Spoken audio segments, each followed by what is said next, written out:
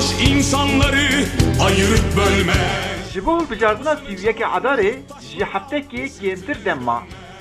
Gava wext kêm dibe, di nav erkdar û alîgirên partiyên siyasî de jî kelecan gur dibe. Li kolanên Enqerê bi xemilandina alan û camên ofîsan propagandayeka peroşîner didome.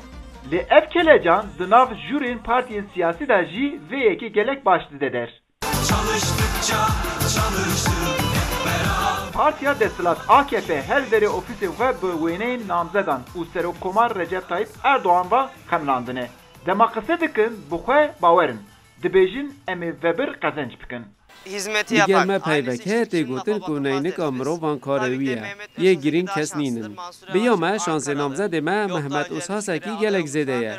Hin kes dibêjin ne, me Sûryevaşê Enqerê ye.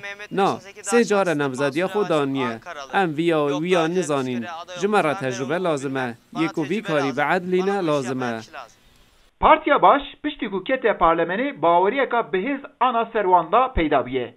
Gava evî diyar dikin dibêjin AKP û MHP êdî mandî bûye. Hêviya wan heye ku bi rêjeyeka bilind di vê hilbijardinê de serkevin. Vatandaşlarımızın Em ji bo ku dilê xelkê xwe qazanc bikin dixebitin. Deriyê ku em neketine tune ye. Bazar, seredana ensafan û her derekî din. Xwe digihînin her derî. Armanca me ew e ku di sîviyekê Adarê de bi hemû hevalan re û bi îzna Xwedê serketine. başaracağız. Partiya opozisyonê ya sereke CHP jî bi serketina xwe gelek ewleye. Rêveberê vê partiyê Velî Şahin êdî şans nade partiya Desthilat. Li gorî van CHP bi alîkariya İttifaka Millî bi rêjeyeka girîng tê serkeve. Şu anki durumumuz Rewşa me ya niha gelek baş e. Em ber bi heftiya dawî hatin. Ku niha baştir bûye. Dengê me zêde bûye. Sedema vê jî rêveberiya AKP'yê mandî bûye. Ev 20 sal e ku AKP nikare rêveberiyê baş bike.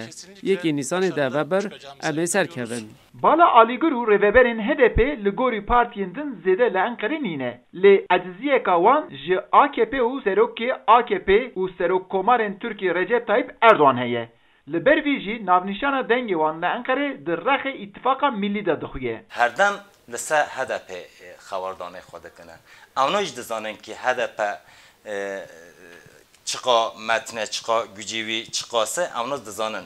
Walla em dibêjin li Enqerê jî ew dikin binkevin, li İstanbulê jî dikin binkevin, ji Antalyayê jî, li Bursayê jî, li Edenê jî, li Mersinê jî. Ev demên dawî ji bo hemû partiyên siyasî gelek giring e.